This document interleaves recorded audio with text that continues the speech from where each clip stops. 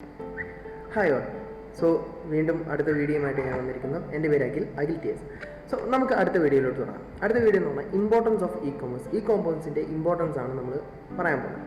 കഴിഞ്ഞ വീഡിയോയിൽ നമ്മുടെ ക്യാരക്ടറിസ്റ്റിക്സിനെ കുറിച്ചാണ് നമ്മൾ സംസാരിച്ചു വരുന്നത്. സോ അത് കഴിഞ്ഞിട്ടാണ് ഇമ്പോർട്ടൻസ് പറയുന്നത്. എന്താണ് ഇ കൊമേഴ്സിൻ്റെ ഇമ്പോർട്ടൻസ് എന്ന് പറയുന്നത്? Importance of e-commerce. Electronic commerce means engaging commercial activities using electronic media. അതായത് ഇ കൊമേഴ്സ് എന്ന് പറയുന്നത് തന്നെ അതായത് ഇലക്ട്രോണിക് മീഡിയ വഴി നമുക്ക് നമ്മുടെ വ്യാപാരങ്ങൾ വിപുലീകരിക്കുക അങ്ങനത്തെയൊക്കെയാണ്. This a new dimension of carrying out trade and commerce more effectively. അതായത് ഈ ഒരു ഇറ എന്ന് പറയുന്നത് ഇത് നമ്മുടെ ബിസിനസ് ഒന്നും കൂടെ വളരെയധികം മെച്ചപ്പെടുത്താൻ വേണ്ടി യൂസ് ചെയ്യുന്ന ഒരു മെത്തഡോളജിയാണ് ഇ കൊമേഴ്സ് എന്ന് പറയുന്നത്. ഇപ്പോൾ എല്ലാവരും ഗ്ലോബലി യൂസ് ചെയ്യുന്നത് ഇപ്പോൾ എഫക്റ്റീവായിട്ട് യൂസ് ചെയ്യുന്നതാണ് ഇ കൊമേഴ്സ് എന്ന് പറയുന്നത്. അതായത് operating efficiently for a business firm will definitely improve and which in turns strengthen the value and service given to the customers and provide a competitive edge over competitors. അതായത് ഈ എന്താ പറയുക companies പലതരം branded കമ്പനീസിൻ്റെ ഉള്ള ഈ കോമ്പറ്റീഷനിൽ നമുക്ക് കുറച്ചുകൂടി മുന്നേറാൻ കൂടുതലും കസ്റ്റമേഴ്സിന് കൂടുതൽ അഡ്വൈസ് കൊടുക്കാനും കസ്റ്റമേഴ്സിന് എന്താ ആവശ്യം അനുസരിച്ച് നമുക്കത് മാറ്റം വരുത്താനും ഒക്കെ നമുക്ക് ഈ ഒരു ഇ കൊമേഴ്സ് എപ്പോഴും നമുക്ക് സഹായകരമാണ്. This improvement may result in the more effective performance. The direct benefit accrued to an organization or purchasing e-commerce are better quality, greater customer satisfaction, better decision. So എന്തൊക്കെയാണ് ഈ ഒരു ഇ കൊമേഴ്സിൻ്റെ ബെറ്റർ ക്വാളിറ്റീസ്?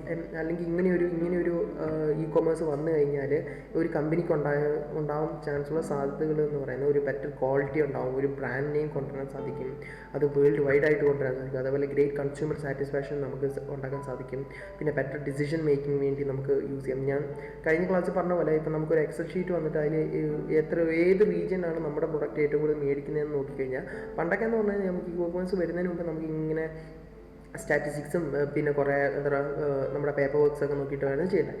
ഇപ്പോൾ അതൊന്നും ചെയ്യുന്നത് direct ഒരു 2-3 മാസത്തിലേക്കിലൂടെ നമുക്ക് ചെയ്യാൻ പറ്റും. സോ അതൊക്കെയാണ് പറഞ്ഞാൽ ബെറ്റർ ഡിസിഷൻ എന്ന് നമ്മൾ പറയുന്നത്. സോ ഒന്നാമത്തേതാണ് consumer സോവിറ്ററി.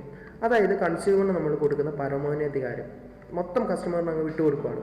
Customer is a king in the മാർക്കറ്റിൽ ഒരു ടോണാണ് അല്ലെങ്കിൽ ഗ്രേറ്റ് ഒരു വേർഡാണ് കസ്റ്റമർ ഈസ് എ കിങ്. കസ്റ്റമറിനെ അപ്പം നല്ലപോലെ ട്രീറ്റ് ചെയ്താൽ നമ്മുടെ പ്രോഡക്റ്റ് നല്ലപോലെ വിജയിക്കും.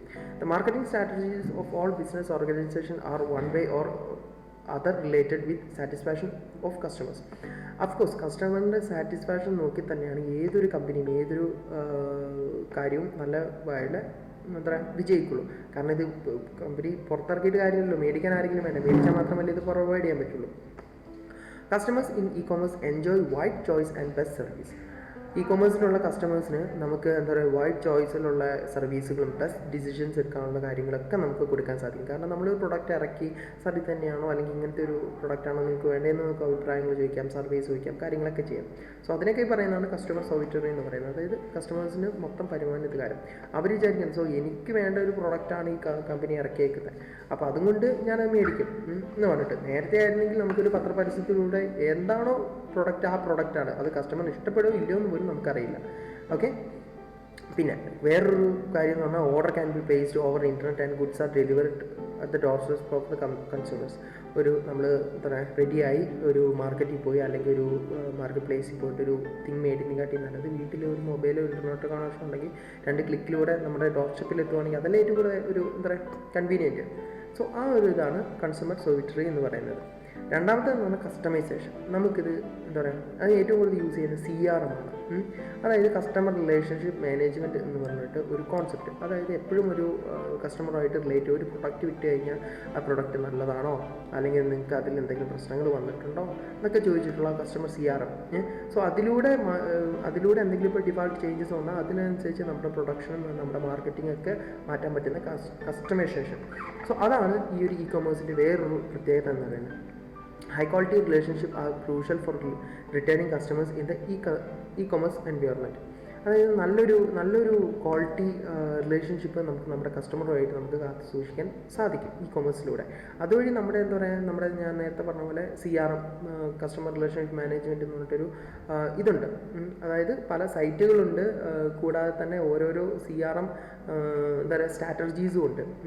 പറഞ്ഞാൽ മറ്റൊന്നുമല്ല, അതായത് ഒരു കസ്റ്റമറിനെ വിളിച്ചു, അപ്പം വിളിച്ച് കഴിഞ്ഞപ്പോൾ എടുക്കുന്നില്ല, അപ്പം നമ്മൾ CRM എഴുതി വെക്കും, എന്താ പറയുക, ഡോണ്ട് ടേക്ക് ദ കോൾ, അല്ലെങ്കിൽ എന്താ പറയുക, കോൾ മിസ്സിങ്, അങ്ങനെ പറഞ്ഞിട്ട് നമ്മൾ എന്താ പറയുക, ഒരു കസ്റ്റമറിന് റിലേറ്റഡ് ചെയ്ത് നമുക്ക് കളക്ട് ചെയ്യുന്ന ഡാറ്റാസ്, അത് നമുക്ക് ഭാവിയിൽ നമുക്ക് പല യൂസുകളിലും നമുക്ക് എടുക്കും. സോ ഇതൊക്കെയാണ് ഈ ഒരു കസ്റ്റമൈസേഷൻ്റെ ഒരു കാര്യം. അപ്പം നമ്മുടെ ഒരു പ്രോഡക്റ്റ്, നമ്മളിപ്പം ഇന്ത്യയിൽ വെക്കുന്ന ഒരു പ്രോഡക്റ്റ് സെയിം ആയിരിക്കില്ല ചിലപ്പോൾ ഓസ്ട്രേലിയയിൽ വെക്കുന്നത്. Depend upon the climate changes, peoples, അവിടുത്തെ സ്കിൻ ടോണ്, ഇതൊക്കെ യൂസ് ചെയ്തിട്ടായിരിക്കും അത് ഈ ചെയ്യുന്നത്. അപ്പോൾ അതുകൊണ്ട് തന്നെ എന്താ പറയുക, നമ്മുടെ ഈ ഒരു കാര്യം അത് ചെയ്തേ പറ്റും, കസ്റ്റമൈസേഷൻ. പിന്നെ അടുത്തതെന്ന് പറയുന്നത് ന്യൂ മാർക്കറ്റ്സ്.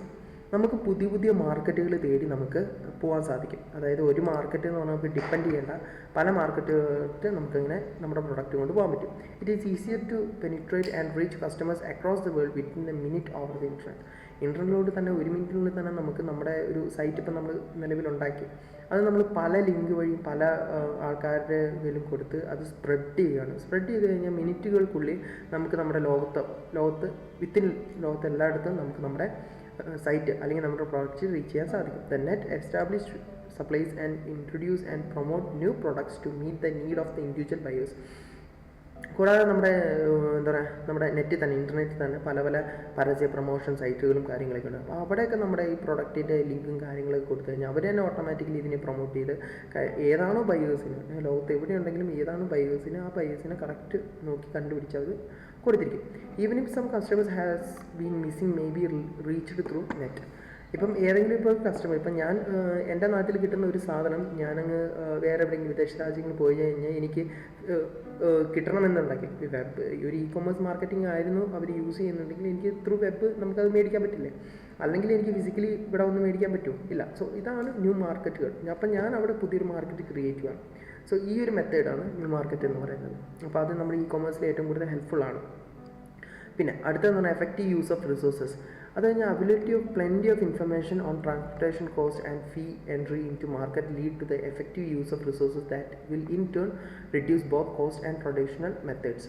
നമുക്ക് ട്രഡീഷണൽ മെത്തേഡ് ആണെങ്കിൽ നേരത്തെ എങ്ങനെയായിരുന്നു, ഒരു ഷോപ്പ് തുടങ്ങണം, ഒരു ഷോപ്പിലുള്ള സാധനങ്ങൾ മേടിക്കണം, അതിന് വേണ്ട ഫർണിച്ചേഴ്സ് മേടിക്കണം, കാര്യങ്ങളൊക്കെ വേണം. പക്ഷേ നമ്മളൊരു ഇ-കൊമേഴ്സ് ചെയ്യുന്നെങ്കിൽ നമുക്ക് നമ്മുടെ സാധനങ്ങൾ നമ്മുടെ ഫാക്ടറിയിൽ തന്നെ വെക്കാം, അത് വേറെ എവിടെയും ചെയ്യേണ്ട, പിന്നെ അവിടുത്തെ ഷിപ്മെൻറ്റ് ചെയ്യാനുള്ള ഒരു കാര്യം മാത്രം നമുക്ക് നോക്കിയാൽ മതി. അതാണ് എഫക്റ്റീവ് യൂസ് ഓഫ് റിസോഴ്സ് എന്ന് പറയുന്നത്. അതുകൊണ്ട് തന്നെ നമുക്ക് കോസ്റ്റ് എഫക്റ്റീവും പെട്ടെന്ന് റിലേറ്റ് ചെയ്യണം. കാരണം കസ്റ്റമർ ടു ഫാക്ടറി അങ്ങനെയാണ് നമ്മൾ നോക്കുന്നത്. The aggressive demand of goods and services will be increased due to the supply of abundant information about goods and services. നമുക്ക് നേരത്തെ ഒരു നല്ലൊരു പ്രോഡക്റ്റ് ഉണ്ടെങ്കിൽ അത് മറ്റുള്ള ജനങ്ങൾക്ക് എത്തിക്കാനായിരുന്നു പാട്. എത്തിച്ചു കഴിഞ്ഞാൽ പിന്നെ പ്രോഡക്റ്റ് വിജയിക്കുന്നുള്ളതായിരുന്നു നമുക്കറിയാം. പക്ഷേ ആ എത്തിക്കാനുള്ള ഒരു മാർഗ്ഗം എന്ന് പറയുന്നത് ഇ-കൊമേഴ്സാണ്. ഇ-കൊമേഴ്സിലൂടെ നമുക്ക് നല്ലൊരു പ്രോഡക്റ്റ് നമുക്ക് ആൾക്കാരുടെ അടുത്ത് റീച്ച് ചെയ്ത് കഴിഞ്ഞാൽ അവർ കൂടുതൽ ഡിമാൻഡ് ചെയ്യും. അതുകൊണ്ട് തന്നെ ഗുഡ്സ് ആൻഡ് സർവീസസ് നമുക്ക് വീണ്ടും പ്രൊവൈഡ് ചെയ്ത് കഴിഞ്ഞാൽ വീണ്ടും അവർ ആവശ്യപ്പെട്ടുകൊണ്ടിരിക്കും. സോ അതാണ് അതിൽ പറയുന്നത്. The important reason for the growth of e-commerce is that it reduce the cost during business. ഇതിൻ്റെ ഒരു ഗ്രോത്ത് എന്ന് പറയുന്നത് ഇ-കൊമേഴ്സിൻ്റെ റെഡ്യൂസ് എന്ന് പറഞ്ഞാൽ കോസ്റ്റ്, ബിസിനസ് കോസ്റ്റ്, ഞാനിപ്പോൾ ഈ നേരത്തെ പറഞ്ഞ പോലത്തെ പല കാര്യത്തിലുള്ള ബിസിനസ് കോസ്റ്റ് ഇത് കുറയും. അതുകൊണ്ട് തന്നെ എന്താ പറയുക, നമുക്ക് കുറേ ലാഭങ്ങൾ നമുക്കിതിൽ ഉണ്ടാക്കാൻ സാധിക്കും. അടുത്തതെന്ന് പറഞ്ഞാൽ എംപ്ലോയ്മെൻറ്റ് ഓപ്പർച്യൂണിറ്റീസ്. സോ ഈ വേൾഡ് വൈഡ് നെറ്റ്, അതായത് ഈ ഇൻ്റർനെറ്റ് ആണല്ലോ നമ്മളിപ്പോൾ കൺട്രോൾ ചെയ്യുന്നത്. അപ്പോൾ അതുകൊണ്ട് തന്നെ സോഫ്റ്റ്വെയർ ഫീൽഡിലും ആ ഒരു സോഫ്റ്റ്വെയർ ടെക്നോളജിയിൽ പലതരത്തിലുള്ള ആൾക്കാരെ ഇത് പ്രൊമോട്ട് ചെയ്യാൻ സാധിക്കും. E-commerce provide employment opportunities to a large number of people across the world. So അതുകൊണ്ട് തന്നെ നമുക്ക് ഈ ഒരു ഇ-കൊമേഴ്സ് വഴി നമുക്ക് എന്താ പറയുക, ഇന്ത്യയിലുള്ള ആൾക്കാരെ നമുക്ക് ഏതെങ്കിലും രാജ്യത്തുള്ള ആൾക്കാരെ നമുക്ക് ജോലിക്ക് വെക്കാം, അല്ലെങ്കിൽ അതിനുള്ള ഓപ്പർച്യൂണിറ്റീസ് കൂടും, പുതിയ സ്റ്റാഫ്സിനെ നമുക്ക് വെക്കാം. സോ നമുക്ക് നേരത്തെ ഒരു കടയിൽ 2 പേരെ യൂസ് ചെയ്തുകൊണ്ടിരുന്നെങ്കിൽ നമ്മളത് ഇ-കൊമേഴ്സ് ആയിക്കഴിഞ്ഞാൽ നമുക്കൊരു വേൾഡ് വൈഡ് ആണെങ്കിൽ നമുക്കൊരു കുറേ പേരെയും കൂടെ വെക്കാം. സോ അതാണ് എംപ്ലോയ്മെൻറ്റ് ഓപ്പർച്യൂണിറ്റീസ് എന്ന് പറയുന്നത്. സോ അടുത്തായി നമ്മൾ നോക്കാൻ പോകുന്നത് quick and speedily disposal of customers. Internet related technology process transaction at a great speed and it takes less time to complete formalities without considerable investment. അതായത് നമ്മുടെ ഇൻ്റർനെറ്റ് ടെക്നോളജിയിൽ നമുക്കിപ്പോൾ എന്തെങ്കിലും ഒരു ട്രാൻസാക്ഷൻസ് അല്ലെങ്കിൽ നമുക്കിപ്പോൾ എന്തെങ്കിലും ഒരു കാര്യം അല്ലെങ്കിൽ ഒരു സർവേ എടുക്കണമെന്നുണ്ടെങ്കിൽ പെട്ടെന്ന് മതി. ഒരു ക്ലിക്ക് 2-3 ക്ലിക്ക് എടുക്കുന്നു, ഡാറ്റ ടൈപ്പ് ചെയ്യുന്നു, സബ്മിറ്റ് ചെയ്യുന്നു. സോ പെട്ടെന്ന് വെക്കും. സോ അതിനൊരു കൺസിഡറബിൾ ഇൻവെസ്റ്റ്മെൻറ്റോ കാര്യങ്ങളോ ഒന്നും വേണ്ട. കാരണം ഒറ്റ ഫോം ക്രിയേറ്റ് ചെയ്ത് അതിൻ്റെ ഒരു ഡാറ്റാബേസും ക്രിയേറ്റ് ചെയ്ത് കഴിഞ്ഞാൽ നമുക്ക് കസ്റ്റമേഴ്സിൻ്റെ അടുത്ത് മേടിക്കാം. ഒരു 100 പേരുടെ അടുത്ത് നമുക്ക് പെട്ടെന്ന് തന്നെ മേടിക്കാൻ സാധിക്കും. അല്ലാതെ നേരത്തെ ആയിരുന്നെങ്കിൽ 100 പേരെ എഴുതി അവർക്ക് പേപ്പർ കൊടുത്ത് പെണ്ണ് കൊടുത്ത്. സോ ഇങ്ങനെയായിരുന്നു. സോ അപ്പോൾ അതെന്ന് പറയാം നമുക്ക് കസ്റ്റമേഴ്സിന് പെട്ടെന്ന് എന്താ പറയുക അവർക്കൊരു ഈസി മെത്തേഡായിട്ട് നമുക്ക് ചെയ്യാൻ സാധിക്കും. The time consuming products of printing, mailing, investing can be given to a computerized system to avoid delay associated with the traditional system of procedure customers. അതായത് ഞാൻ നേരത്തെ പറഞ്ഞ പോലെ ഇപ്പോൾ ഒരു 50 കസ്റ്റമേഴ്സിൽ നിന്ന് നമുക്ക് സർവേ എടുക്കണം. അപ്പോൾ 50 പേരെ നമ്മൾ വിളിച്ച് വരുത്തി കഴിഞ്ഞാൽ ഓരോ ടൈമിലും അറ്റ് എ ടൈമിൽ ഒരാളെയല്ലേ നമുക്ക് ഇരുത്താൻ പറ്റുള്ളൂ. അവരോട് സംസാരിച്ച് കാര്യങ്ങൾ ചെയ്ത് കഴിഞ്ഞ് രണ്ടാമത്തെ ആളെ വിളിച്ച് അങ്ങനെ ചെയ്യട്ടെ. ബട്ട് ഇതൊരു കമ്പ്യൂട്ടറൈസ്ഡ് സിസ്റ്റത്തിലോട്ട് കൊടുത്തു കഴിഞ്ഞാൽ ഇതൊരു എന്താ പറയുക ഒരു കമ്പ്യൂട്ടറൈസ്ഡ് സിസ്റ്റത്തിൽ കൊടുത്തു കഴിഞ്ഞാൽ കമ്പ്യൂട്ടർ എന്ത് ചെയ്യുന്നത് ഇതൊരു ഫോം ഉണ്ടാക്കും. ആ ഫോം എല്ലാവർക്കും മെയിൽ ചെയ്ത് കഴിഞ്ഞാൽ അവരത് ഫില്ല് ചെയ്ത് നമുക്ക് തിരിച്ചയക്കും. സോ ഇതിലൂടെ എന്താ പറയുക നമുക്ക് കൂടുതൽ കസ്റ്റമേഴ്സിനെ നമുക്ക് സാറ്റിസ്ഫൈ ചെയ്യാനും അവരുടെ ഒരു ടൈം പോലും നമുക്ക് വേസ്റ്റ് ചെയ്യാതെ നമുക്ക് നമ്മുടെ സർവീസ് നമുക്ക് അവർക്ക് കൊടുക്കാനും സാധിക്കും. പിന്നെ കൂടാതെ നമ്മുടെ for example Amazon, the world's biggest book store that has millions of e-books of online can exhibit electronically their product with text, pictures, prices within no time. അതായത് ഇപ്പോൾ ഒരു ആമസോണിൻ്റെ ഇ ബുക്കുകൾ നിങ്ങൾക്ക് എല്ലാവർക്കും അറിയാം. അപ്പോൾ ഈ ബുക്കുകളുടെ പ്രത്യേകത എന്ന് പറഞ്ഞാൽ ഈ ബുക്ക് ആർക്ക് വേണമെങ്കിലും എപ്പോൾ വേണമെങ്കിലും ആക്സസ് ചെയ്യാം. അപ്പം ഒരു ലൈബ്രറിയിൽ നമുക്കിപ്പോൾ ഒരു ബുക്ക് ഉണ്ടെന്ന് വെച്ചോ, ആ ബുക്ക് ഒരാൾ എടുത്തു കഴിഞ്ഞാൽ ആ ബുക്ക് തിരിച്ച് വെച്ച് കഴിഞ്ഞാൽ മറ്റേ ആൾക്ക് കിട്ടുള്ളൂ. പക്ഷേ ഇവിടെ അങ്ങനെയല്ല, അതൊരു ഇലക്ട്രോണിക് ബുക്കാണ്. അത് എത്ര പേർക്ക് വേണമെങ്കിൽ എത്ര കോപ്പീസ് വേണമെങ്കിൽ മറ്റേ ടൈമിൽ നമുക്ക് കൊടുക്കാൻ സാധിക്കും. അതുപോലെ തന്നെയാണ് ഈ കസ്റ്റമേഴ്സിൻ്റെ സാറ്റിസ്ഫാക്ഷൻ നമുക്ക് ചെയ്യാൻ സാധിക്കുന്നത്. പിന്നെ അടുത്തതെന്ന് പറഞ്ഞാൽ managing competitions. E-commerce is particularly attractive because it can serve as the great equalizer. അതായത് it enables the small and medium sized entrepreneurs to efficiently compete with large and multinational firms in global marketplace. നമുക്ക് competition, അതായത് നമ്മുടെ ഒരു product വെച്ച് നമുക്ക് compete ചെയ്യാം. അപ്പം വലിയൊരു ഇൻ്റർനാഷണൽ മാർക്കറ്റുള്ള ആൾക്കാർക്കും അല്ലെങ്കിൽ ലോക്കൽ മാർക്കറ്റുള്ള ആൾക്കാർക്കും സെയിം ക്വാളിറ്റിയിൽ നമുക്കത് പാർട്ടിസിപ്പേറ്റ് ചെയ്യാൻ പറ്റും. കാരണം നമുക്കൊരു വെബ്സൈറ്റ് ചെയ്യുന്നതാണ്, അവർ ചെയ്യുന്ന അതേ സർവീസ് തന്നെ നമ്മളും ചെയ്യുന്നുണ്ട്. അങ്ങനെ ആകുമ്പോൾ എന്താ പറയുക നമുക്കൊരു ചെറിയ ഫേം ആണെങ്കിൽ പോലും നമുക്കൊരു വലിയൊരു മാർക്കറ്റ് പ്ലേസ് നമുക്ക് ക്രിയേറ്റ് ചെയ്യാൻ സാധിക്കും. Here is a classic case of Amazon.com, a virtual bookshop and does not have a single square foot of bricks and modern floor space. അതായത് മറ്റൊന്നുമല്ല, ഇപ്പം നമ്മുടെ ഒരു വലിയൊരു ബുക്ക് വിൽക്കുന്ന കമ്പനി എന്ന് പറഞ്ഞു. അപ്പോൾ ആ കമ്പനി എന്ന് പറഞ്ഞാൽ അവർക്ക് വലിയ ബുക്സ് ഉണ്ട്, ലൈബ്രറീസ് ഉണ്ട്, കാര്യങ്ങളുണ്ട്, എല്ലാം ഉണ്ട്. പക്ഷേ നമുക്കൊരു സിംഗിൾ Amazon.com നമുക്ക് ഈ ബുക്കുകൾ അവർക്ക് എവിടെയെങ്കിലും സ്പേസ് അല്ലെങ്കിൽ അവർക്ക് എവിടെയെങ്കിലും അവരുടെ ഓഫീസ് അല്ലാതെ അവരുടെ മെയിൻ ഓഫീസ് അല്ലാതെ അവർക്ക് ബുക്സിന് വേണ്ടി സെപ്പറേറ്റ് ഏതെങ്കിലും ബിൽഡിങ്സോ അല്ലെങ്കിൽ എന്താ പറയുക ഒരു സ്ക്വയർ ഫുട്ട് പോലും അവർക്ക് വേണ്ട ആവശ്യമില്ല. കാരണം എല്ലാം ഡിജിറ്റലാണ്. അപ്പോൾ അതുകൊണ്ട് തന്നെ നമുക്ക് എന്താ പറയുക ഒരു ബുക്ക് ഷോപ്പുമായിട്ടും അല്ലെങ്കിൽ ഒരു വലിയൊരു വെബ്സൈറ്റുമായിട്ട് നമുക്ക് മത്സരിക്കാൻ സാധിക്കും. അതാണ് കോമ്പറ്റീഷനെ മത്സരിക്കുക എന്ന് പറയുന്നത്. ഇപ്പം ഇതൊക്കെയാണ് നമ്മുടെ ചെറിയൊരു എക്സാമ്പിൾസ് എന്ന് പറയുന്നത്. ഇത് മാത്രമല്ല കുറേ എക്സാമ്പിൾസ് ഉണ്ട്, ഞാൻ കുറച്ച് മെയിൻ എക്സാമ്പിൾസ് എടുത്ത് പറഞ്ഞു എന്നുള്ളൂ. അപ്പം ഒരു ഇ-കൊമേഴ്സിൻ്റെ ഒരു ഇമ്പോർട്ടൻസ് നിങ്ങൾക്ക് ഈ ഒരു വീഡിയോയിലൂടെ നിങ്ങൾക്ക് മനസ്സിലാക്കാൻ സാധിക്കുന്നു. എന്തെങ്കിലും ഡൗട്ട് ഉണ്ടെങ്കിൽ കമൻറ്റ് ചെയ്യുക. Thank you.